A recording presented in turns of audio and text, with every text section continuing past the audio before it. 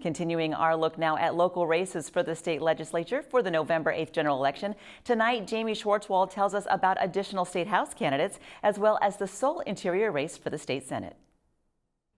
Although there was an extremely low turnout for Tuesday's primary, numbers do indicate that it will be a close race for House District 5. Both incumbent Adam Wohl and challenger Aaron Lojewski were unopposed in their respective primaries. Lojewski garnered 521 votes in the Republican primary to Wohl's 469 in the Democratic primary. Both agree on the top issue facing the state. It still should be the budget, and the budget, because if we exhaust our long-term purchasing power as a state, you're not going to be able to allocate those resources to education, to the university, to low energy, or whatever it might be. I was going to say the budget, but that answer's been taken already.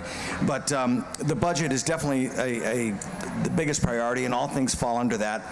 The other thing would be education and cooperation. The process with which we make decisions is very important right now. Incumbent Steve Thompson faces a challenge from Democrat Truno Holdaway in House District 1. Thompson says continued cuts need to be made to the state's two largest budget drivers, health and human services and education.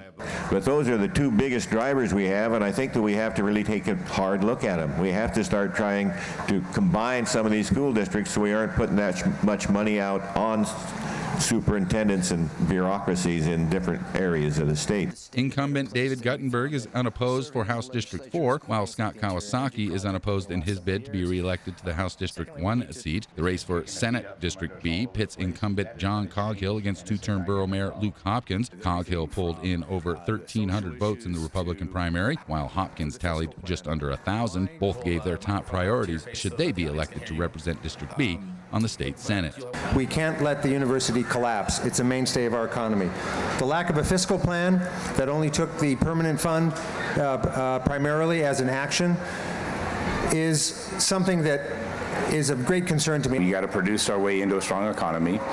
It's got to be diversified. We have to have limited government, which is the form of government that we have promised to uphold, and there are structural ways to do that. Jaime Schwartzwald reporting.